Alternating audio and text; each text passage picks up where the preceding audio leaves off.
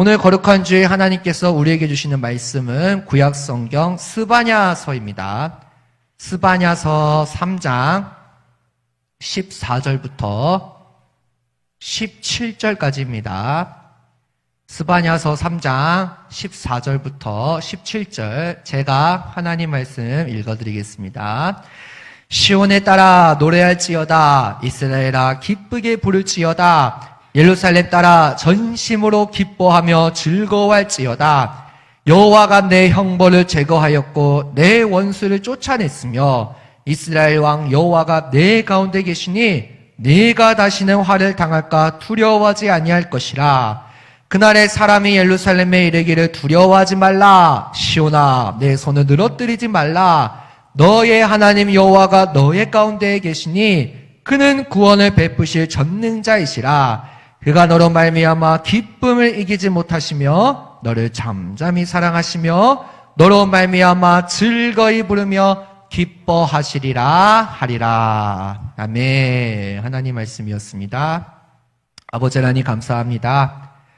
오늘도 주님의 은혜를 받은 자들의 주님 앞에 나와 주의 음성을 듣기를 원합니다.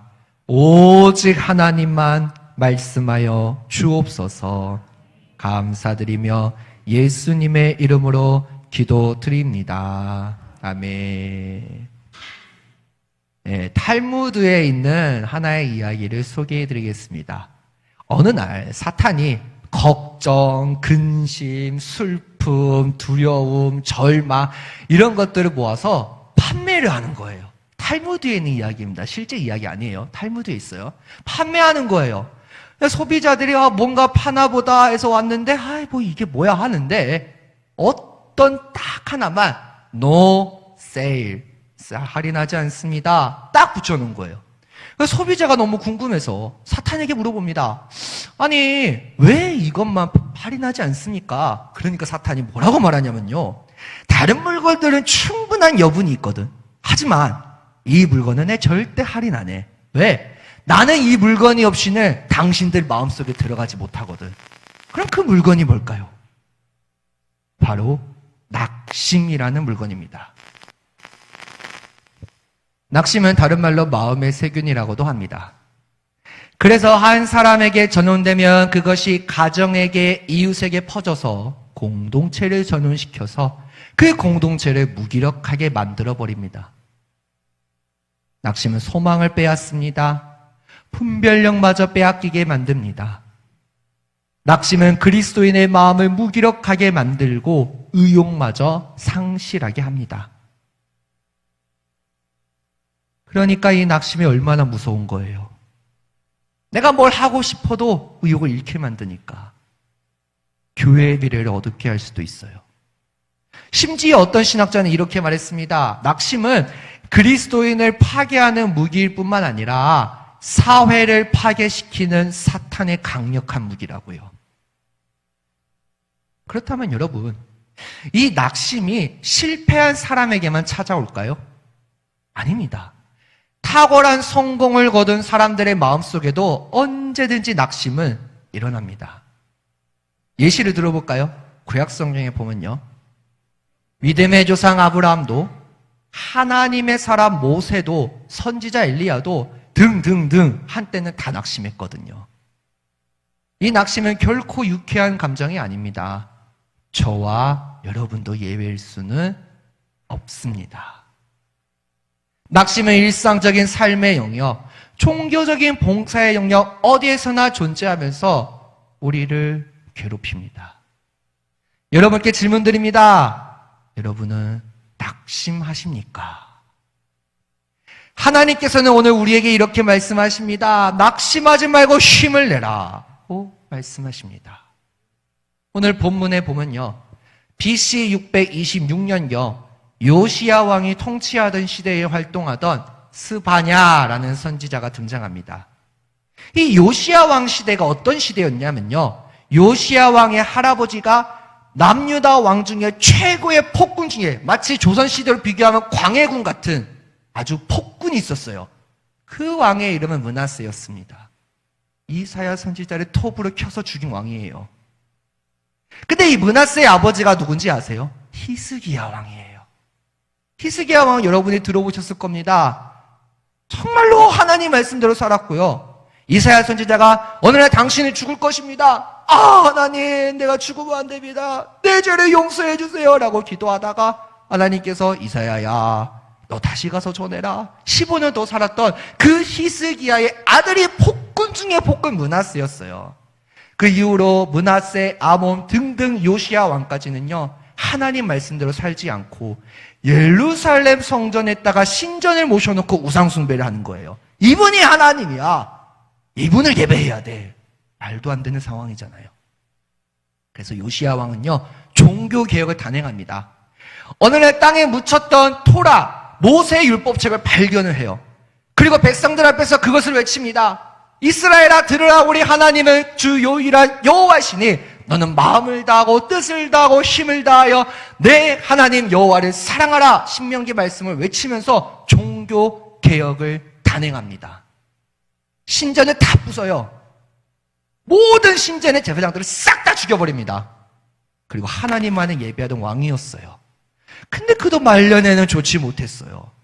그래서 결국에는요, 남유다라는 나라인데요, 이 남유다라는 나라가 바벨론 제국에 의해 멸망당하기 일보 직전에 선지자라는 사람이 위로를 얼마나 받고 싶겠습니까? 근데 다짜고짜 남유다 백성들이요, 당신들은 바벨론 제국에 의해 멸망될 것이요. 아니, 선지자라는 사람이 어떻게 그런 말을 할 수 있겠습니까? 이게 어떻게 하나님의 뜻일까요? 하나님의 뜻입니다. 믿으셨소. 이게 심판의 메시지를 전하는 사람 중에 한 명이었어요. 그래서 이 스바냐서를 보면요, 총 3장인데 1장과 2장과 3장 전반부에 보면 아주 무시한 경고의 메시지를 하십니다. 심판의 메시지를 선포하세요. 하지만 오늘 본문이 3장 후반부에 오면 급반전이 일어납니다. 기죽지 말고 힘을 내라고 위로의 메시지를 전하십니다.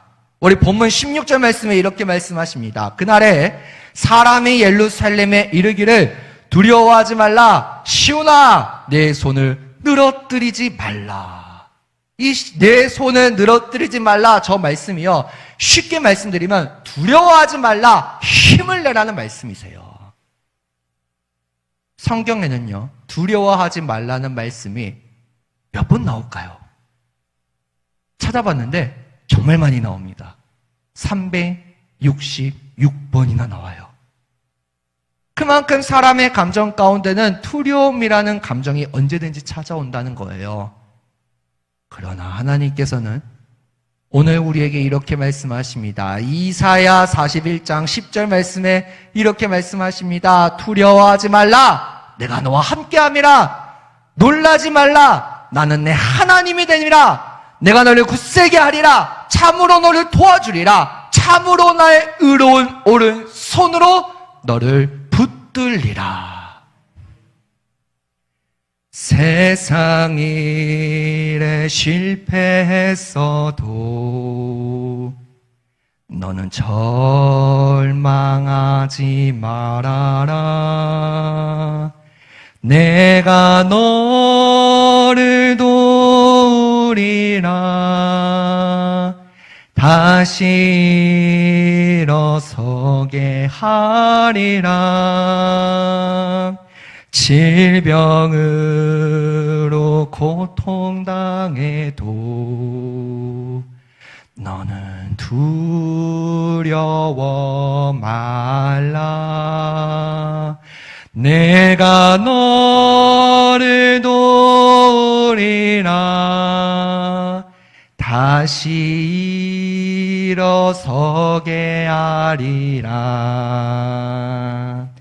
감사 눈물 흘리며 믿음으로 간구하는 너희의 기도를 내가 외면하랴. 나는 너와 함께하는 너의 하나님 됨이니 의로운 오른손으로 붙들리라. 내가 너를 굳세게 하리라. 너를 크게 사용하리라. 하리라. 너로 하여금 나를 증거하도록 내가 너를 도우리라. 세상 일에 실패했어도 너는 절망하지 말아라. 질병으로 고통당해도 너는 두려워 말라. 왜? 하나님께서 함께 하시잖아요. 하나님께서 사랑하시잖아요. 문득 아인슈타인의 말이 떠올랐습니다. 그는 이렇게 말했습니다. 성공한 사람이 되려고 애쓰기보다 가치 있는 사람이 되려고 애쓰라. 아니, 성공한 사람이 되는 게 당연한 거 아닙니까? 가치가 그게 뭐가 중요한데 그럴 수 있거든요. 여러분은 성공한 사람과 가치 있는 사람 중에 어떤 사람이 되려고 몸부림치셨습니까? 아니, 몸부림치십니까? 여러분의 기도의 초점이 어디에 맞춰져 있습니까? 잘 되는 것에만 맞춰져 있지는 않으십니까? 성공에만 맞춰져 있지는 않으십니까? 여러분, 하나님의 마음은, 하나님의 생각은요, 여러분과 다릅니다. 이사야 55장 9절 말씀에 하나님께서 이렇게 말씀하십니다. 내 길은 너희의 길과 다르며 내 생각은 너희의 생각보다 높으며 라고 말씀하십니다. 하나님의 길은 우리의 길과 달라요. 하나님의 생각은 우리의 생각과는 달라요. 우리의 생각으로는 하나님께서 우리를 좋은 길로 인도하시고 만사 형통하게 이끌어 주실 것 같은데 그러면 얼마나 좋습니까? 근데 그렇지 않을 때가 더 많잖아요. 왜 그리스도인이 고난을 그렇게 겪을까요? 환난을 당할까요? 다 하나님의 뜻이 있다는 겁니다. 하나님께서는 우리를 광야로 인도하실 때가 있고 그곳에서 가치가 있는 삶이 무엇인지를 가르치셨습니다. 이스라엘 백성들처럼, 하나님의 사람 모세처럼, 심지어 예수님처럼. 가치 있는 사람은 성령님의 지배를 받으며 은혜의 힘으로 사는 것임을 광야에서 깨닫게 하십니다. F신이라는 신학자는 이렇게 합니다. 뭐라고 말합니다. 우리가 가치 있는 인간이기에 하나님께서 우리를 사랑하시는 것이 아니라 하나님께서 우리를 사랑하시기 때문에 우리가 가치 있는 인간이 되는 것이다. 이해되시나요? 우리가 가치가 있는 게 아니에요. 우리는 가치 없어요.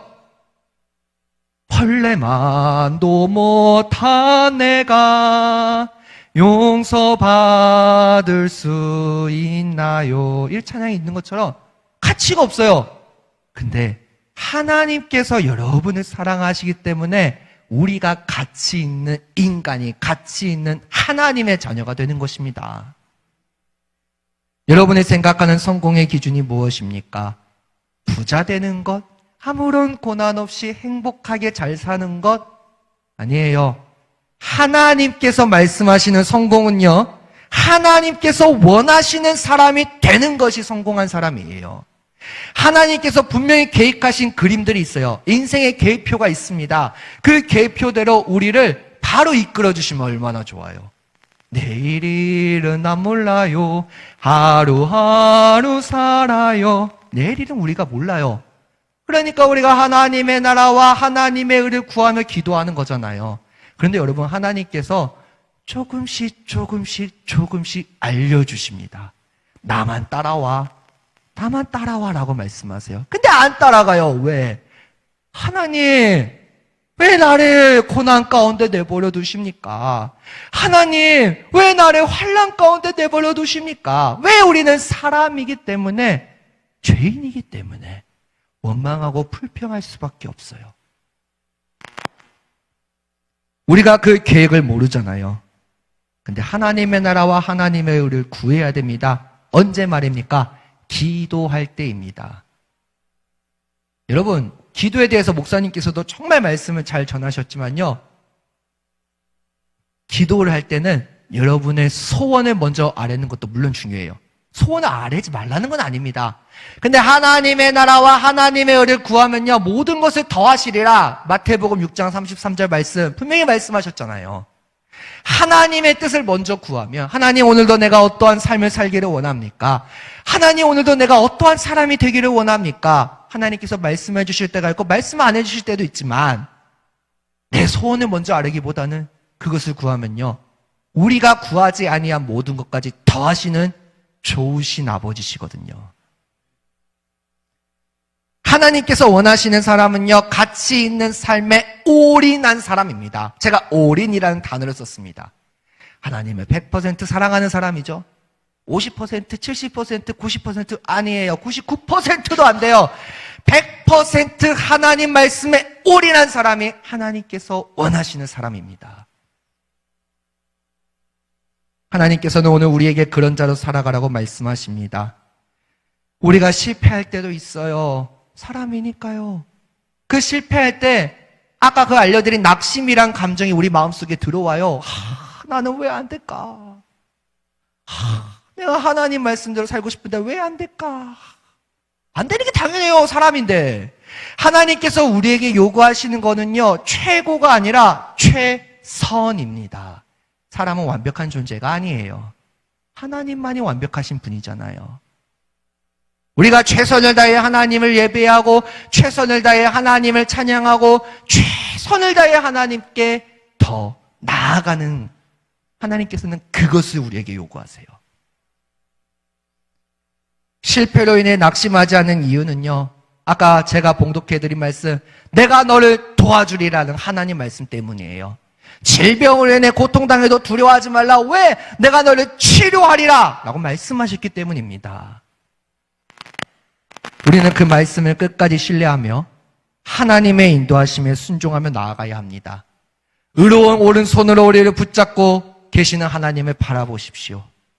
우리를 가장 가치 있는 사람으로 사용하십니다. 심지어 토마스 칼라인이라는 신학자는 이렇게 말합니다. 사람의 가치는 현재 소유하는 것이 아니라 현재 가지고 있는 것으로 무엇을 하는지에 따라 결정된다. 이 말을 가장 잘 표현한 비유가 마태복음 25장에 기록된 달란트 비유입니다. 어느 날 5달란트를 맡기고 2달란트를 맡기고 1달란트를 맡겼어요. 5달란트 받은 자는 열심히 일해서 열심히 노력해서 5달란트를 더 벌었고, 2달란트 가진 사람도 열심히 일해서 열심히 노력해서 2달란트를 벌었고, 1달란트는 에휴, 내가 뭐 해봤자 뭐 하겠어? 땅에나 묻어야지. 묻잖아요. 누구를 책망했습니까? 1달란트 받은 자를 책망했어요. 현재 가지고 있는 것으로 무엇을 하는지에 따라 사람의 가치가 결정돼요. 얼마나 노력하느냐에 따라, 얼마나 최선을 다하느냐에 따라 말이죠. 여러분, 모든 힘의 근원은 오직 하나님이십니다. 하나님께서 여러분에게 두려워하지 말고 놀라지 말라고 말씀하십니다. 왜냐하면요, 여러분의 인생을 끝까지 책임져 주시는 너무나 좋으신 아버지시기 때문입니다. 그렇다면 왜 이 역사적인 절망의 순간에 남은 자들, 제가 말씀드리는 남은 자들은요, 성경에는 남은 자 사상이라는 게 있습니다. 쉽게 말씀을 드릴게요. 노아의 홍수 심판 때 남은 자들은 노아와 그의 가족들이었어요. 또한 모세가 12명의 정탐꾼을 보내잖아요. 그 중에 10명의 정탐꾼은 가나안 땅에 거인들이 너무나 많아서 우리가 이길 수가 없어요. 아니에요. 여호수아 갈렙은 저들은 우리 밥이다. 하나님께서 넘기셨는데 뭔 걱정이냐. 그 2명을 남은 자들을 통해 여호수아가 지도자로 쓰임받고 이스라엘 백성들을 이끌어 가셨잖아요. 그것처럼 이 남유다가 멸망되어가는 상황 가운데 바벨론이라는 제국이 언제든지 쳐들어올지 모른다는 두려움 가운데 절망하지 않는 자들이 있었습니다. 그들은 하나님의 도우심을 구하고 하나님을 의지하는 자들이었어요. 그 남은 자들에게 하나님께서 함께 하셨어요. 왜? 그들은 하나님의 긍휼하심을 굳게 믿었기 때문입니다. 여러분, 하나님께서는요, 물론 공의로우신 하나님 맞습니다. 하지만 사랑이 많으신 하나님이세요. 진노 중에라도 뜻을 돌이키시는 사랑과 긍휼이 많으신 하나님이 우리의 아버지 하나님이십니다. 성령 하나님을 다른 말로 우리가 뭐라고 부릅니까? 보혜사라고 부르잖아요. 이 보혜사라는 건요, 변호사라는 뜻입니다. 제가 OTT를 웬만하면 잘 안 보는데 최근에 소년심판이라고 소년범들의 대상으로 한 어떠한 드라마가 나왔어요. 근데 제가 그것을 보면서 판사들의 이야기가 기록되어 있거든요. 근데 제가 이것을 홍보하는 게 아니라 제가 이것을 보면서 딱 그 장면에 생각이 났습니다. 재판석이 있잖아요. 재판장이 있습니다. 검사가 있어요. 변호사가 있어요. 재판장은 누구실까요? 마지막 날에 하나님이세요. 검사는요, 사탄이에요. 변호사는 성령님이세요. 쉽게 말씀드릴게요. 검사는요, 어떻게든 저 피고인은 죄를 지었으니까 당연히 무기징역을 받는 게 마땅합니다 하는 것처럼요, 사탄은요, 저 사람은 하나님 말씀대로 살지 않았어요. 아니 율법에 613개의 말씀이 기록되어 있는데 이거 하나라도 지켰어요? 아니에요. 이 사람은 지옥형에 가는 게 마땅합니다 라고 검사는 고발해요. 사탄은 고발한다는 거예요. 근데 변호사 되시는 성령님께서 이렇게 말씀하세요. 물론 이 사람은 죄인이에요. 재판장 하나님, 이 사람은 죄인 맞아요. 그런데 당신께 죄를 고백했잖아요. 당신께 죄를 고백하면 뭐라고 말씀하셨어요? 기억하지도 않겠다고 하셨잖아요. 이사야 43장 25절 말씀에 하나님께서 이렇게 말씀하셨습니다. 나는 나를 위하여 내 허물을 도말하는 자니 내 죄를 기억하지 아니하리라. 추궁하지 않겠다, 물어보지 않겠다가 아니에요. 기억 속에서 없애진다고요. 우리가 회개할 때. 그러니까 재판장 되신 하나님, 이 사람이 주님 앞에 회개했잖아요. 물론 죄는 맞아요. 하지만 매일매일 하나님 앞에 회개했잖아요. 그러니 긍휼이 많으신 재판장 하나님, 이 사람은 당신의 나라에 들어가는 게 맞습니다라고 우리를 변호해 주신다고요. 누가? 변호사 성령님께서 말할 수 없는 슬픈 탄식으로 저와 여러분을 위하여 친히 간구하시는 분이십니다. 여러분, 우리의 죄는요, 예수님 안에서 다 해결되었습니다. 예수님께서 모든 죄를 다 이루셨어요. 사도 바울은 에베소서 1장 7절에 이렇게 말씀하십니다. 우리는 그리스도 안에서 그의 은혜의 풍성함을 따라 그의 피로 말미암아 속량 곧 죄 사함을 받았느니라. 예수님께서 이 땅에 오신 이유는요, 하나님의 나라를 전하시기 위해서도 맞지만 죽으시러 이 땅에 오셨습니다. 6월절 어린 양이 되셔서 우리의 죄가 사해지는 방법이 그거밖에 없기 때문에 여자의 후손 되신 예수님께서 저 십자가에서 여러분의 죄를 사해 주셨잖아요. 저 십자가는 내가 이렇게 하면 용서해 줄게 라고 선언한 사건이 아니라 저 십자가에서 테텔레스타이 다 이루었다, 내 죄가 사해졌다라고 승리의 선언을 하신 곳이 저 십자가입니다. 요한복음에서는요, 십자가의 길을 고난의 길이라고 말씀하시지 않습니다. 영광의 길이라고 말씀하시잖아요. 우리는 예수님 안에서 다 해결되었습니다. 우리는 예수님 안에서 속량 곧 죄 사함을 받았습니다. 그런데도 우리는 죄를 지어요. 왜? 죄인이니까. 그래서 우리가 매일 하나님 앞에 죄를 회개하고 고백해야 되는데 안 그런다는 거예요. 왜? 하나님은 무서우신 분이셔. 내가 하나님 앞에 어떻게 죄를 고백해? 아니에요. 물론 경외하는 건 맞습니다. 그러나 사랑이 많으신 하나님께서는요, 우리가 죄를 고백할 때 다 들으시고 아까도 읽었던 말씀처럼 그 죄를 기억하지 않으신다고요. 회개하는 자들에게, 후회가 아니라 회개하는 자들에게. 왼쪽 길로 갔습니다. 이 길이 잘못된 길이에요. 하나님, 내가 이제 왼쪽 길이 아니라 오른쪽 길로 가겠습니다. 말로만 하는 것이 아니라 완벽하게 돌아서는 것이 회개잖아요. 하나님께서는 진실된 회개를 기뻐하십니다. 남은 자들은요, 하나님의 긍휼하심을 굳게 믿었어요. 그리고 하나님께서는 그들을 위로해 주십니다. 기죽지 말고 힘을 내라. 하나님의 위로는 참 구체적이에요. 어떻게 위로하시냐면요, 내가 너와 함께 한단다 라고 말씀하세요. 예수님께서 승천하시기 전에 제자들에게 말씀하신 말씀이 있습니다. 마태복음 28장 20절에 내가 너에게 분부한 모든 것을 가르쳐 지키게 하라. 볼지어다 내가 세상 끝날까지 너희와 항상 함께 있으리라. 오늘이 아니라 내일이 아니라 올해가 아니라 세상 끝날까지 항상 함께 하시는 분이 우리의 아버지 하나님이십니다. 남은 자들은 하나님께서 함께 하신다는 사실, 그것을 믿었습니다. 그리고요, 본문 17절에 이렇게 말씀하십니다. 너의 하나님 여호와가 너의 가운데 계시니 그는 구원을 베푸실 전능자이시라. 그가 너로 말미암아 기쁨을 이기지 못하시며 너를 잠잠히 사랑하시며 너로 말미암아 즐거이 부르며 기뻐하시리라 하리라. 제가 저 말씀을 보면서 저 너라는 말이 계속 걸리는 거예요. 물론 성경 말씀은 틀린 건 아닙니다. 근데 여러분, 이 너라는 말을 나로 바꿔볼까요? 한번 띄워주세요. 나로 바꿔서 우리 한번 다 같이 읽겠습니다. 시작! 나의 하나님 여호와가 나의 가운데 계시니 그는 구원을 베푸실 전능자이시라. 그가 나로 말미암아 기쁨을 이기지 못하시며 나를 잠잠히 사랑하시며 나로 말미암아 즐거이 부르며 기뻐하시리라 하리라. 아멘. 얼마나 기뻐하냐면요, 현대인의 성경에서 쉽게 말씀해요. 명절 잔치 때와도 같다고요. 우리의 하나님 여호와가 항상 우리 가운데 계십니다.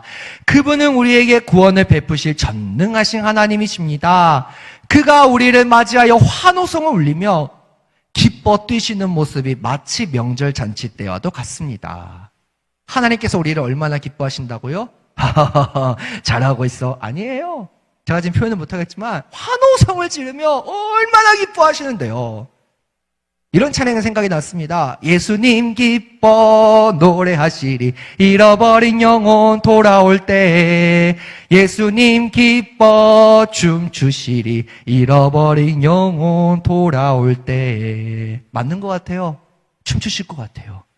너무나 기뻐서 환호성을 할 것 같아요. 야, 드디어 네가 내 마음을 알았구나.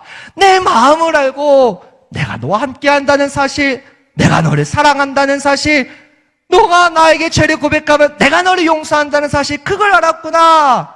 이것을 너무나 잘 보여주는 비유가 누가복음 15장에 기록된 잃은 아들이 돌아온 비유예요. 너무나 간단한 이야기잖아요. 어떤 한 아들이 아버지한테 재산을 요구합니다. 아유, 아버지 나 독립할래요. 근데 우리나라 그런 문화가 아니에요. 그 당시 살아계신 아버지한테 재산을 달라는 건요, 당신 죽으라는 소리예요. 죽은 자들만 재산을 요구할 수 있거든요. 말이 됩니까? 아버지한테 그게 할 말입니까?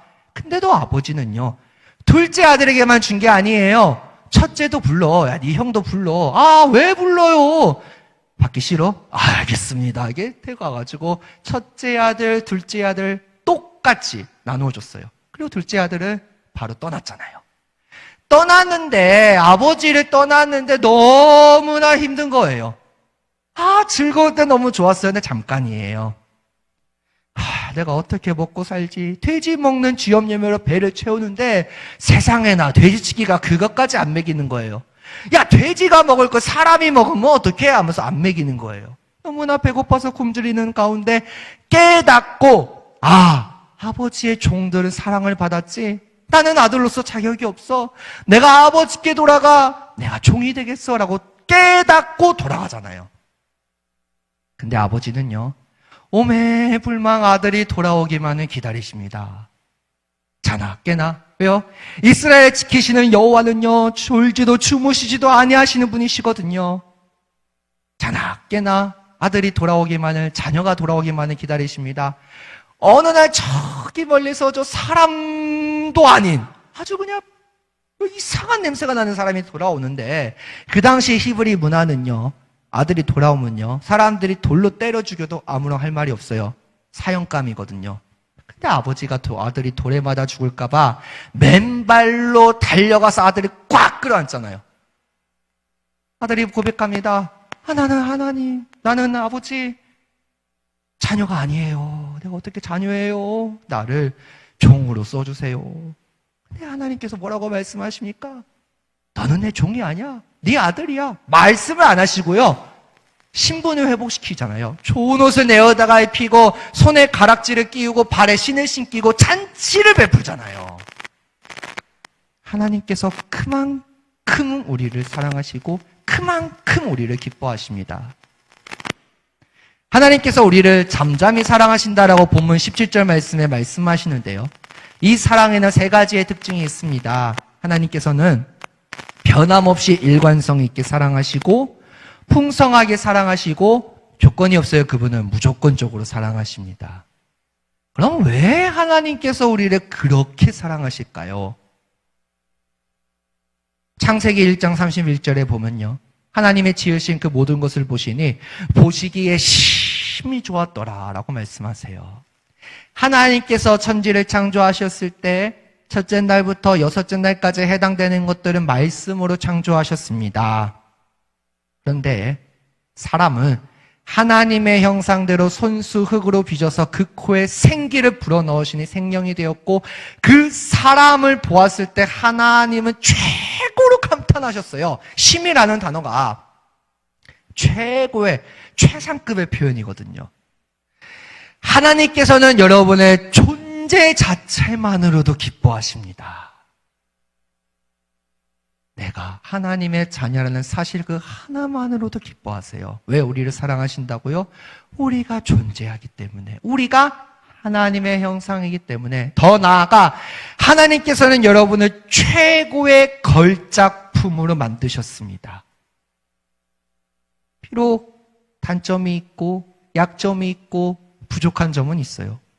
아까도 말씀드렸지만 사람은 완벽하지 않아요. 그렇다고 하나님께서 우리를 최악으로 만드셨다고요? 아닙니다. 최고의, 최선 아니에요. 최고의 걸작품으로, 마스터피스, 최고의 걸작품으로 만드셨어요. 그래서 그렇게 우리를 아무런 이유 없이 사랑하시고 우리가 하나님의 자녀로 살기 위해서 딱 하나 필요한 게 죄가 해결이 돼야 되는데 그 죄가 해결되는 법은 저 십자가밖에 없기 때문에 예수님께서 십자가에 달려 죽으셔서 하나님의 뜻을 이루셨잖아요. 남유다 백성들이 절망적인 상황 가운데 있습니다. 그러나 남은 자들은요, 두려워하지 않았습니다. 왜냐? 하나님께서 나를 용서해 주시니까. 왜? 너무나 사랑이 많으신 분이기 때문에. 얼마나 사랑하신다고요? 함께 하시잖아요. 언제까지? 세상 끝날까지.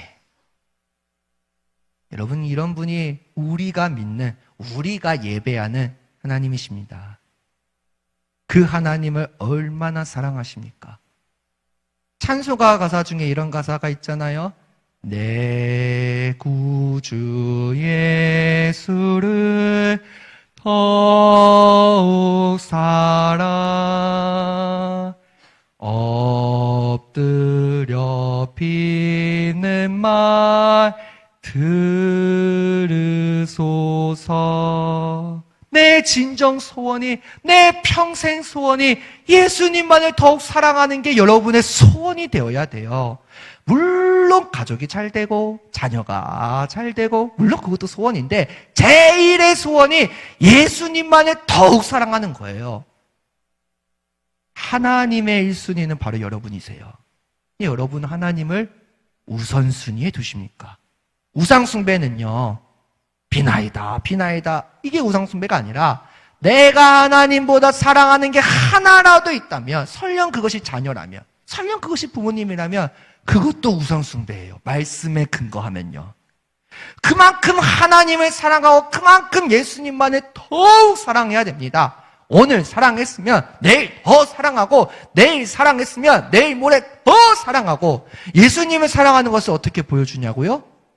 여러분의 삶으로 보여줘야죠. 교회에서 드리는 예배 당연히 중요합니다. 근데 우리가 2주차 암송 구절에 이런 말씀이 있잖아요. 삶의 예배를 드리라고. 너희 몸을 하나님이 기뻐하시는 온전한 산 제물로 드리라. 이는 너희가 드릴 영적 예배니라. 왜 기독교가 욕을 먹습니까? 나는 예수라는 사람은 아는데 저 사람은 그렇게 살진 않아. 여러분, 교회에서 드리는 예배, 공적 예배 당연히 중요합니다. 하지만 더 중요한 것은요, 세상으로 나아가 여러분의 삶을 살아갈 때 어떻게 살아갈 것이냐에 따라, 삶의 예배에 어떻게 성공할 것이냐에 따라 하나님께서 그 예배를 받으십니다. 그리고 오늘 그런 자를 찾으세요. 바로 그런 자들이 오늘 본문에 기록된 남은 자들이었고요. 형벌을 제거하였고 원수를 쫓아냈으며 화를 당하지 않게 용서해 주시는 하나님이십니다. 그 하나님 앞에 나아갑시다. 그 하나님을 사랑합시다. 그 하나님의 사랑을 사모하세요. 주님만 바라보며 살아가는 여러분이 되길 소망합니다. 어떤 한 뇌성마비에 걸린 자매가 있었습니다. 그 자매는요, 이 병이 너무나 고통스럽기 때문에 목사님 말씀에 근거하면 하나님께서 고쳐주신다고 하는데, 그래서 간절히 기도합니다. 하나님, 내 병 좀 고쳐주세요. 내 병 좀 고쳐주세요. 왜 그러냐면요, 부모님이 그 딸이 그렇게 고통스러워하니까 아니야 하나님은 안 계셔. 예수님은 안 계셔. 하나님이 살아계신다면 왜 내 딸을 안 고쳐주셔? 그 딸은 계속 말합니다. 엄마, 아빠, 예수님은 살아계셔. 하나님은 살아계셔. 아니야 안 살아계셔. 그러면 네가 나아야지. 그래서 간절히 기도하면서 병을 고쳐주세요. 병을 고쳐주세요. 간절히 기도하다가 어느 날 하나님께서 이렇게 말씀하셨습니다. 딸아, 내가 너를 사랑한다. 딸아, 너는 너무나 아름답구나. 딸아, 너는 존재 자체만으로 나에게 기쁨이란다. 아니 하나님, 내 모습이 뭐가 아름다워요? 이 뇌성마비가 뭐가 아름다워요? 아름다운 연예인들 많잖아요. 정상인들 많잖아요. 내가 뭐가 아름답습니까? 아니야, 네가 이 세상에서 제일 아름다워. 하나님의 말씀 앞에, 그 은혜의 빛 앞에 그녀는 더 이상 두려워하지 않고 낙심하지 않고 하나님을 이렇게 찬양했습니다. 하나님, 나는 하나님만 찬양하고 살 거예요. 이곳에서 더 나아가 하나님의 나라에서. 그러니까 그때를 생각하며 이 모든 수모를 참을 수 있어요. 그리고 그녀는 자신의 부모를 위해 이렇게 기도합니다. 하나님, 나는 우리 부모님께 밥 한 그릇도 해드리지 못했는데 밥을 먹여주시니 감사합니다.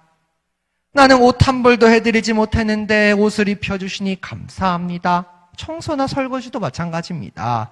내가 무엇으로 갚겠습니까? 기도밖에 없습니다. 이 가정에 저를 보내주신 이유를 이제 알았습니다. 내가 그동안 원망하고 불평했습니다. 하나님 용서해 주시고 우리 부모님 천국 가게 해주세요 라고 기도하면서 그녀가 불렀던 너무나 좋아했던 찬송가가 있습니다. 높은 산이 거친 들이 조막이나 궁궐이나 내 주 예수 모신 곳이 그 어디나 하늘나라 할렐루야 찬양하세 내 모든 죄 사함 받고 주 예수와 동행하니 그 어디나 하늘나라. 김석균 목사님께서는요, 그녀의 사연을 알고 위로의 편지에 곡을 붙였습니다. 그 곡이 이따 우리가 고백할 주님 손잡고 일어서세요라는 찬양입니다. 오늘 예배의 자리에 나온 여러분, 이제 더 이상 낙심하지 맙시다. 두려워하지 맙시다. 걱정하지 맙시다. 하나님께서 함께 하시고 하나님께서 나를 용서해 주시고 하나님께서 나를 사랑하신다는 사실, 그것만을 믿고 나아가면 낙심이 아닌 감사를, 슬픔 대신 희락을 주님께 올려드릴 수 있습니다. 제가 말씀을 준비하면서 항상 조언을 받는 목사님이 계세요. 네, 할아버지 목사님이십니다. 제가 대전을 가게 돼서 이런 질문을 한번 드려봤습니다. 할아버지, 손자야 라고 안 해요. 육전도사 이렇게 해요. 할아버지한테 저 이름 좀 불리우고 싶은데 왜 이름 안 불러주세요? 너는 전도사야, 바울이가 아니야. 야, 육전도사야. 은혜와 믿음의 차이점이 뭐예요? 근데 제가 딱 들으니까 완전히 이해될 정도로 설명을 잘 해주셨어요. 여러분 한번 오른손을 들어보실래요? 이 손이 하나님의 손이에요. 왼손을 들어보실래요? 이 손이 여러분의 손이에요. 왼손을 내려볼게요. 제가 지금 마이크 들고 있어서 양손을 못합니다. 오른손으로 왼손을 붙잡으세요. 이해되셨나요? 네, 지금처럼 붙잡으세요. 이게 은혜예요. 하나님께서 여러분을 붙잡고 계신다는 사실 자체가 은혜입니다. 내가 은혜 받은 게 뭐가 있어요? 아니에요. 하나님께서 지금도 여러분의 손을 붙잡고 계십니다. 다시 한번 할게요. 오른손은 하나님의 손, 왼손은 여러분의 손입니다. 이번에는 왼손으로 오른손을 붙잡으세요. 네, 지금처럼요. 그게 믿음이에요.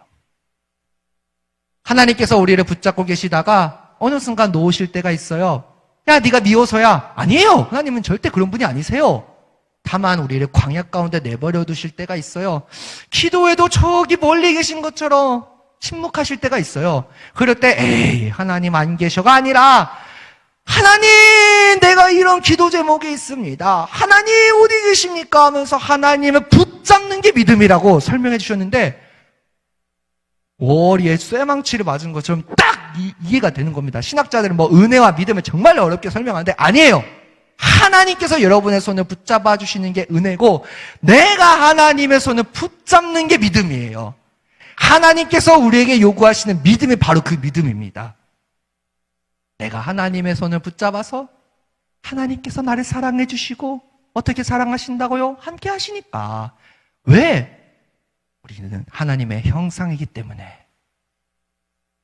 비록 어려운 상황 가운데 있을지라도 오늘 주신 말씀 붙잡고 힘을 내십시오. 기죽지 마십시오. 오늘 설교 제목 그대로 힘을 내세요.